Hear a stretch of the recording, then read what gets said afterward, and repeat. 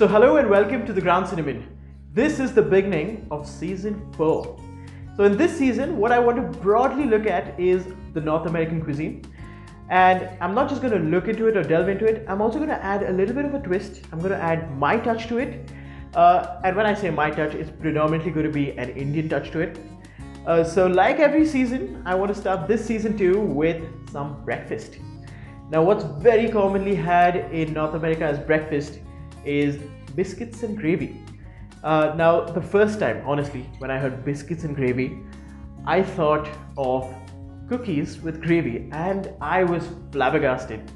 But I was wrong. And so biscuits are these quick breads. They're very easy to make, they're very tasty, they go really well with your coffee. They could be sweet or savory. But biscuits and gravy, they are slightly boring according to me, which is why I'm going to spike it up a little and I'm going to give you some fantastic breakfast. Let's get started. The secret behind every good biscuit? Butter. Lots of butter. But the butter has to be cold. Ice cold. Let me put it this way, whenever you're making scones or biscuits, everything in the process has to be cold, as cold as possible. Now, I'm going to take this block of butter and cut about 1/3 out of it. And I'm going to place this straight back into the fridge because we are going to use 2/3 of the stick. Yes, I'm not kidding. Now what we want to do next is cut this into 0.5 mm cubes. Yeah, don't hate on me because the more technical word would be pea-sized. So whatever floats your boat. Now once it's cut, you'll see that it's cut pretty nicely.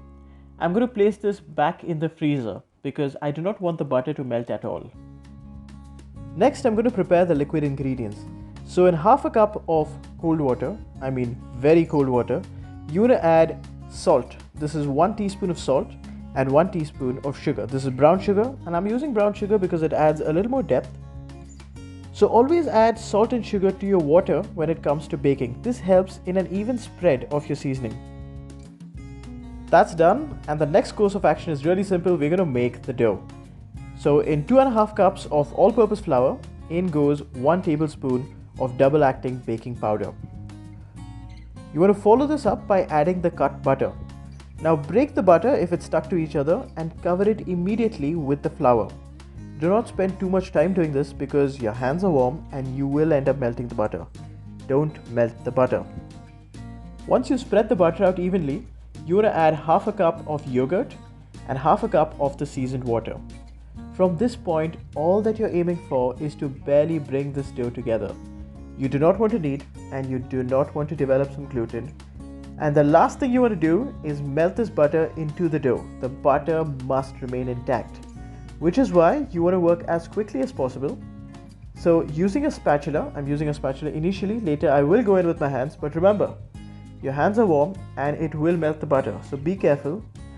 Now once it barely comes together, you see that? It's barely come together, you're done.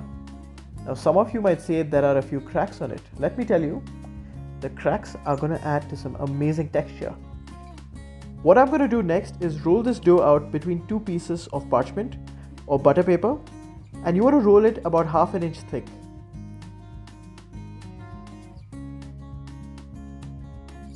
Using a cookie cutter, the largest one, you want to cut out as many biscuits as possible. Now you can bring the scraps together and make more biscuits, but they will not be as flaky. Up next, what you want to do really quickly is make an egg wash. For this, you'll need 1 egg, a little bit of cold water, give it a whisk, and apply it on top of your biscuits. Now this is gonna give you some amazing color. Now these will go into that oven which has been preheating at 210 for the next 25 to 30 minutes. Like I mentioned earlier, biscuits could be sweet or they could be savory. So this dough I've shown you here is very basic. Into this you could add bacon, you could add some cheese, raspberries, you could add blackcurrants. Now this dough is such a good carrier of flavor. Any of this could go in and it's going to be so good. Now another thing that is commonly had regardless of the breakfast you're having are hash browns. It's almost a prerequisite. They're so good and it is something you must know how to make. Making hash browns is easy. There are quite a few ways you can make them. For one, you could dice them, you could even slice them, brown them in some butter, and it would be a very good hash brown. But surely, my favorite way of making hash browns is to grate them. So you want to grate them raw, for which here I have 3 peeled potatoes and 1 onion. Now that is a good ratio to follow, 3:1. And you can see I'm grating them over a cheesecloth, and that is because you want to squeeze out as much liquid out of them as possible. The more liquid you squeeze out, the crispier your hash browns. Now before we go in for the squeeze, you want to season them. So season them with some salt, pepper and paprika. And at this point, you want to slightly over season it. And that is because when we squeeze it, this is going to lose some of that seasoning. So after you season it, leave it for about 5 minutes, let the salt do its thing, and then go for the kill. Here at this point you could add an egg and about 1/4 of a cup of flour for binding, but let me display to you how that is not required. So when you're cooking potatoes, any potatoes, you want your pan smoking hot, always smoking hot. You want to add some oil, and onto that smoking hot pan you want to add your hash browns. When you add them, you should hear that sizzle.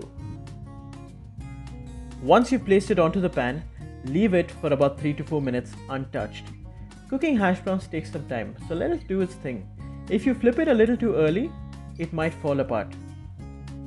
After about 4 minutes, you want to flip them, and from this point, you want to cook it until both sides have browned evenly. In this process of browning, the hash brown will cook through. And once the hash brown has reached a deep golden brown color, mostly brown, you're done. So I've shown you 2 elements in the dish, and you'd be wondering, what is your touch? What is this twist? Now, as I said earlier, biscuits are had with gravy. Now, gravy, according to me, is a little boring, and also it's a lot of effort to make. So what I'm going to make is some Bombay Chutney. Now the Bombay Chutney is going to cut through the richness of this biscuit, and it's also going to cut through the richness of this poached egg that we're going to make next. Bombay Chutney, really easy, 3 ingredient chutney, unless you're going to count the salt, that'll make it 4. So for this, you're going to need a bunch of coriander, exactly half of its weight in mint, and green chilies indexed to your spice tolerance. Now because this jar is small, I'm going to blend the chilies and coriander at first, and I'm going to blend it with some cold water. You want to blend with cold water because you want to retain as much color as possible. If not, the jar tends to heat up and decolorize your chutney. You want to follow this up by adding some mint, season with salt and pepper, blend again, and done.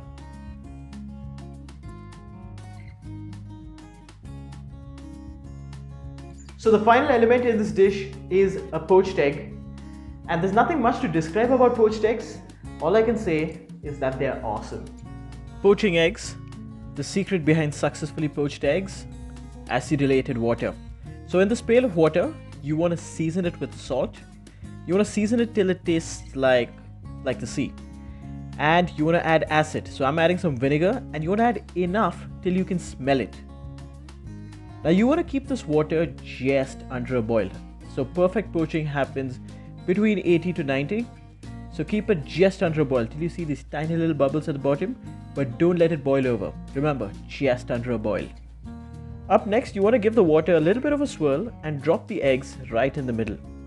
From this point, the eggs are going to take anywhere between 7 to 9 minutes.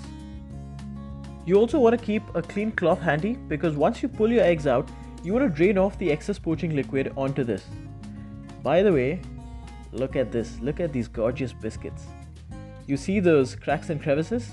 That amazing flakiness, that is because of the unmelted butter. Now I'm going to take one, I'm going to keep the rest back, and I'm going to split it. And from this point, let's get plating. Before we get on with the plating, I am going to make a sauce. And this sauce is going to make this dish just amazing. It's really simple. You're going to need half a cup of mayonnaise, and into that mayonnaise you want to add Bombay chutney. Now you want to add enough Bombay chutney till you think the sauce is awesome. You also want to give it a squeeze of lime, whisk it together, and Bombay chutney emulsion is ready.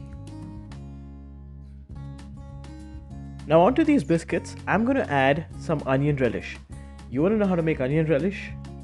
Don't worry, hold your horses. There's a big surprise coming up.